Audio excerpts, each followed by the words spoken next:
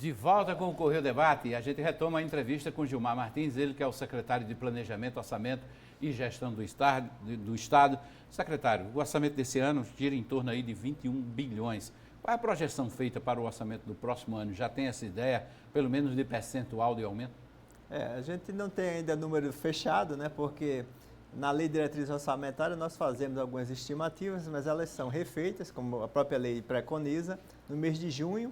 A gente atualiza as projeções de receita, de despesa, para poder efetivamente começar a trabalhar a elaboração da peça orçamentária para o ano vindouro. Tá? A nossa expectativa, e a economia tem demonstrado isso, é que a gente vai ter mais um avanço, né, no volume de recursos no orçamento do Estado da Paraíba. Né?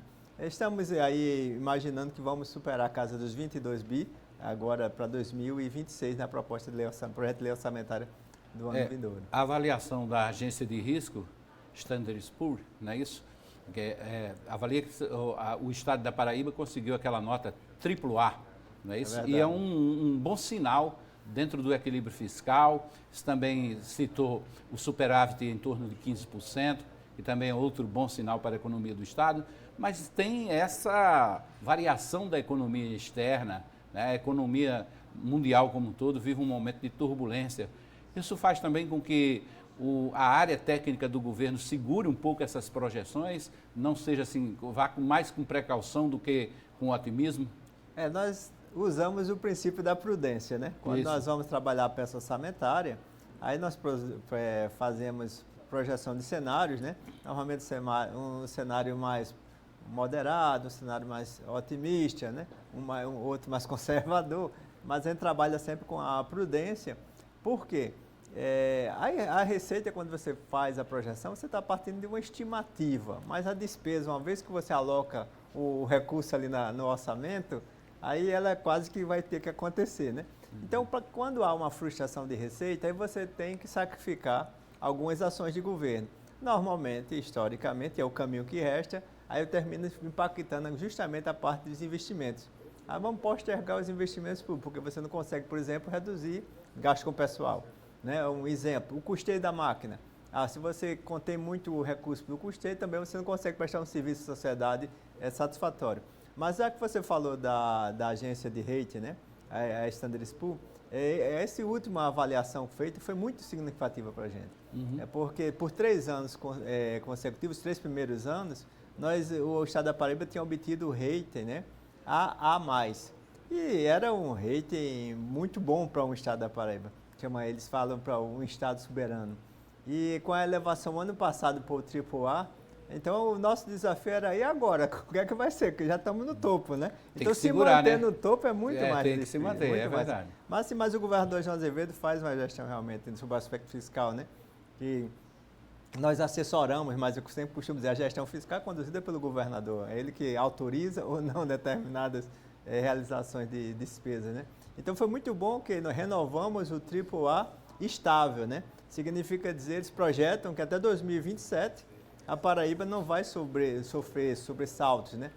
Em função das reservas, né? Da disponibilidade de caixa conseguidas, né? Ao longo dos anos, o volume de recursos da poupança corrente que gerou em torno de 15%, tem sido destinado nos últimos anos para investimentos, né? Estruturantes no Estado, né? E também tem dado condições, isso é muito importante, Hermes, se me permita falar isso. Pois não. Às vezes, tem pessoas que imaginam que a gestão fiscal ela não tem sensibilidade, não tem coração. Sim. Mas é justamente uma gestão fiscal responsável que permite também executar ações sociais. Vou dar um exemplo, poucas pessoas sabem disso. O Tá na Mesa. O Tá na Mesa são mais de 100 milhões de reais por ano na Paraíba. E a gente sabe, nós estamos falando de alimento para quem tem fome. Dentro de uma população de vulnerabilidade, né? Exatamente. Então, se você não tem uma gestão fiscal que lhe permita aportar um volume de recursos desses, eu estou falando só do Tá na Mesa, né? Sim. Ainda temos restaurantes populares, ainda temos instituições de longa permanência, né? O cartão alimentação, o programa de alimentação, a questão de alimento, o leite, né? Isso. Então, ou seja, isso tudo só é possível ser bancado por conta da situação fiscal que o Estado tem. Vou dar um exemplo, você falou do leite, no governo passado, governo central passado, nos últimos meses do ano, o governo federal não entrou com o valor para o programa do leite. E o Estado da Paraíba arcou a parte que cabia a ela e arcou Teve que porque nós bancar. sabíamos que se você não vai, você vai gerar um desequilíbrio, né, nessa cadeia produtiva, porque tem muita gente que vive disso aí, e distribuição de renda e também segurança alimentar eu queria causar. Verdade. O secretário, o orçamento está prevendo também já, dentro dessas projeções que vocês fazem, esse aumento aprovado pelos deputados das emendas parlamentares impositivas, tem um reajuste que vai escalonado até, acho que 2027 por aí? Não foi, não está previsto. Foi a emenda à Constituição do Estado da Paraíba, que foi aprovada no dia 15 de abril. De abril, exatamente. E 15 de abril coincide com a data limite para encaminhar o projeto de lei de diretriz orçamentária da Assembleia. Então, assim, nós estávamos com pronto. O projeto de lei de diretriz orçamentárias pronto, né? Que já tinha sido para ser protocolado na mesma data e eu soube que eu estava até fora. Estava cumprindo a agenda fora do Estado, quando chegou a informação da aprovação dessa PEC. Aí eu digo, bom, mas aí é aquela questão, um projeto de lei, vai se discutir, debater. Salvo engano, eu não tive a oportunidade de debruçar, mas salvo engano, eleva para 1,5% em 2026 e para 2027, 2%. Né?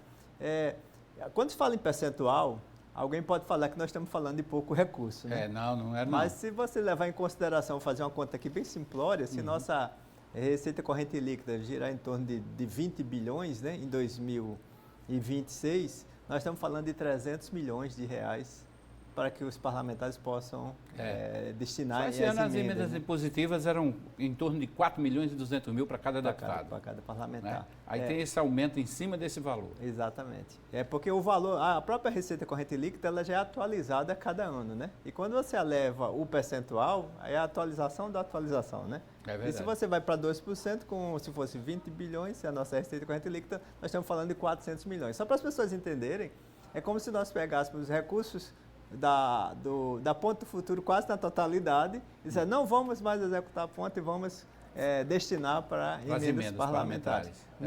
Eu acho que é uma questão que a gente deve, acho que o nosso país, né, tem que parar, refletir sobre essa questão das emendas, porque sei que é legal, mas são coisas que a gente precisa verificar, só por um simples cuidado que a gente tem, porque o governo federal, o governo central, ele perdeu a capacidade de investimento justamente por conta desses avanços, né, do legislativo no orçamento. Né? É verdade. E originalmente é ser executado pelo Poder Executivo. Né? Exatamente. Quem tem a chave do cofre, como a gente diz aí popularmente. Mas é o momento que vivemos. Secretário, obrigado pela presença, pela entrevista. Boa sorte aí nessa missão, dessa negociação toda que vem aí pela frente. Vamos estar preparados para a conversa, para o diálogo e sempre com a orientação do governador João Azevedo, a gente vai encontrar o caminho de equilíbrio aí para manter essa relação, né? Harmônica, respeitosa entre os poderes, né? No caso aqui, Tomara. Poder Legislativo, Poder Judiciário e também os demais poderes com relação ao famoso do 10º. Exatamente, com certeza.